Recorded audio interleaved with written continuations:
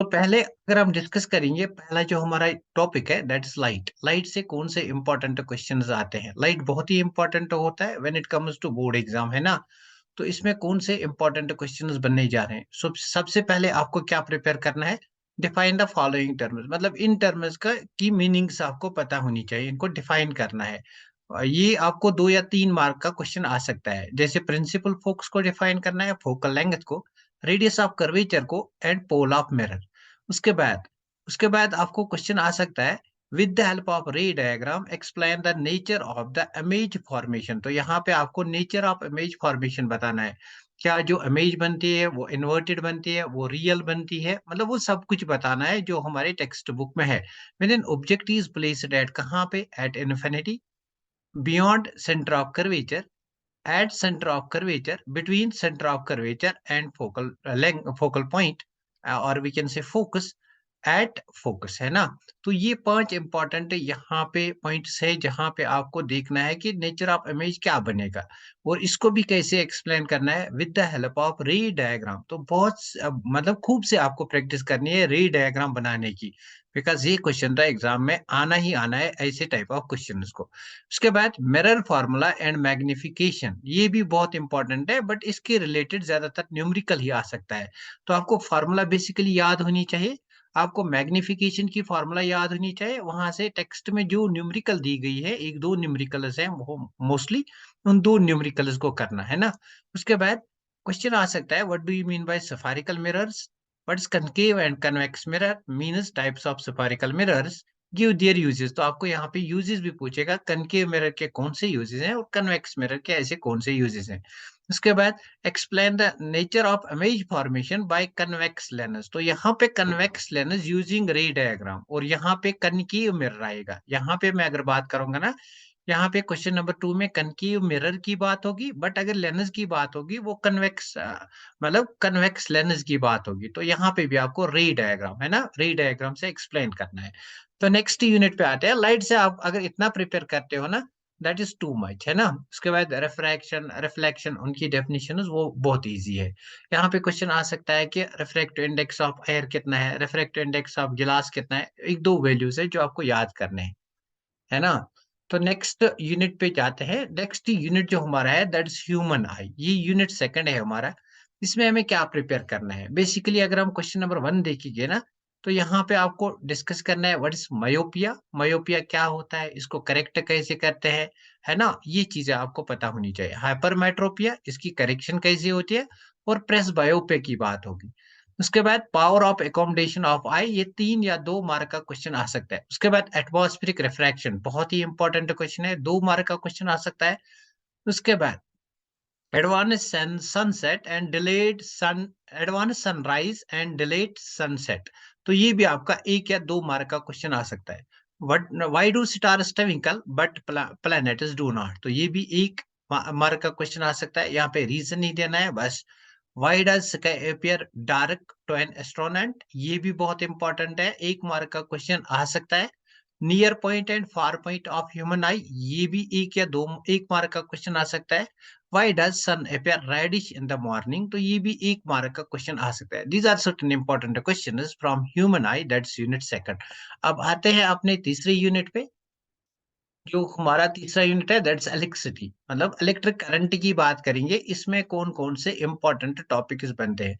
तो electric current को अगर हम बेसिकली देखेंगे ना, बहुत ही इंपॉर्टेंट है from board exam point of view. यहाँ पे आ सकता है डिफाइन इलेक्ट्रिक करंट को डिफाइन करो, और उसके साथ आएगा what do you mean bye 1 ampere of current, 1 ampere of current को आप कैसे डिफाइन करोगे, है ना।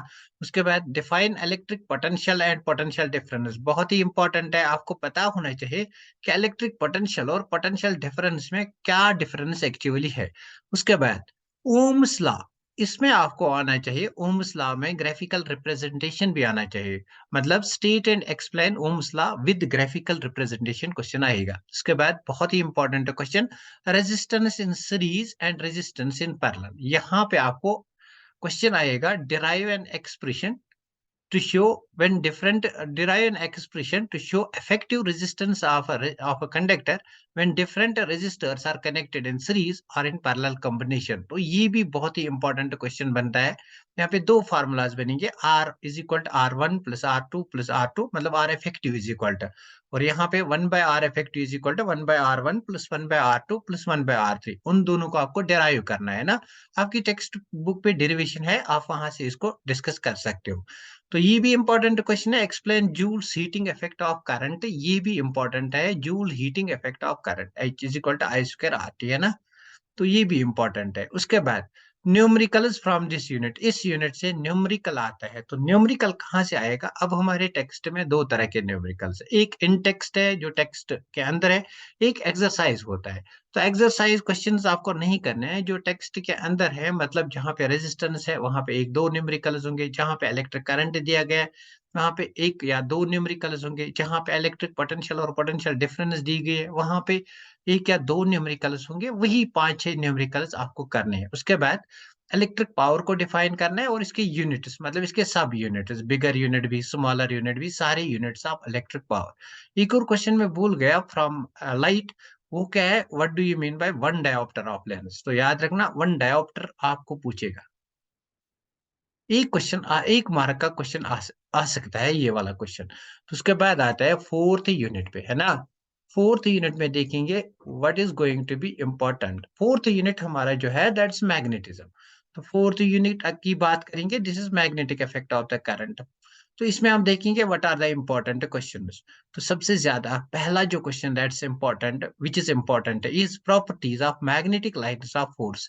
यहाँ पे आपको लिखने होंगे properties of magnetic lines of force. तो ये कंसेप्ट जो है बहुत ही इंपॉर्टेंट अपने आप में है, बहुत ही इंपॉर्टेंट है from examination point of view. दो चार प्रॉपर्टीज हैं, बस वो आपको लिखने हैं, उनको अंडरस्टैंड करना है। उसके बाद प्रिंसिपल ऑफ इलेक्ट्रिक मोटर और इलेक्ट्रिक जनरेटर, जो आपका इलेक्ट्रिक मोटर या इलेक्ट्रिक जनरेटर बेसिकली दिया गया है टेक्स्ट में, उसका आपको प्रिंसिपल पता होना चाहिए। ओनली प्रिंसिपल, मतलब electric motor works on what principle, electric generator works on what principal.